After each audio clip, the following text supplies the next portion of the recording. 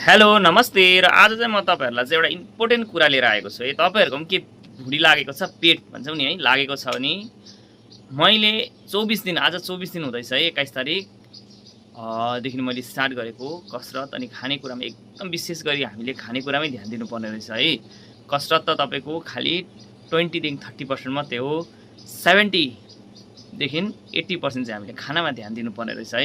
र साथै आज म 23 दिनको दिन चाहिँ तपाईहरुलाई भिडियो बनाएर देखाउँदैछु है। म 23 दिन अगाडि कस्तो थिएँ र मेरो एकदम हेल्थ कस्तो भएको थियो, साथै रिपोर्टहरु डल्लै छ। रिपोर्ट चाहिँ म अब 1 महिनामा फेरि टेस्ट गर्छु र रिपोर्ट पनि तपाईहरुलाई लिएर आउने छु है। अब अहिले के छ कसो छ रिपोर्ट मेरो यति साह्रो बिग्रेको थियो नि, कोलेस्ट्रोल हाई भएको थियो, अनि त्यहाँ थाइरोइड पनि बढेछ, त्यहाँ लिभर यति साह्रो ड्यामेज भएको छ तपाईहरुलाई म देखाउँछु है।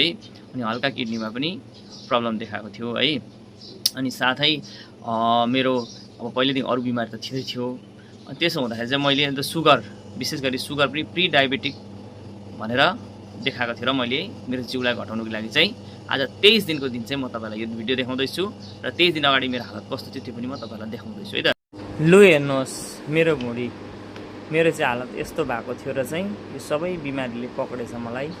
दोकानमा बस्यो है, खायो, अरु मेरो अब कसरत थिएन त्यस्तो बेसी र बस्दै खाँदा चाहिँ यस्तो हालत हुँदो रहेछ है त।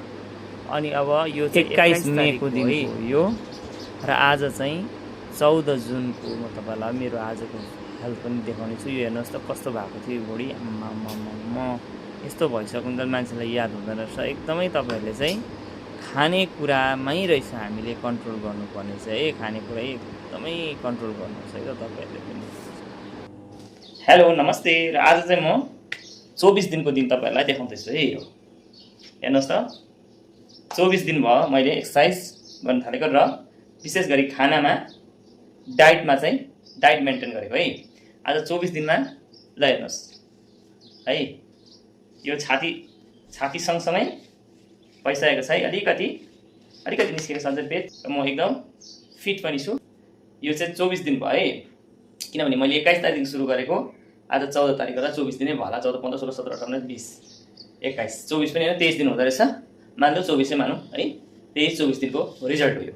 र तपाईहरु पनि कोसिस गर्नुहोस्, कोसिस गर्दा कहिले पनि हार हुँदैन। एउटा विशेष कुरा चाहिँ म के देखाउँछु भने हेर्नुहोस् है त, मेरो यहाँनिर योनिर चाहिँ एउटा यो भित्रपट्टि मासुको डल्ला जस्तो छ है। यो चाहिँ यति ठुलो भएको थियो अस्ति चाहिँ, अब अहिले जति म मेरो जिउघरि देख्नुहुँदैछ तपाईले यहाँ देख्नुहुन्छ है, हेर्नुहोस् यहाँ है, यो देख्नुहुँदैछ है।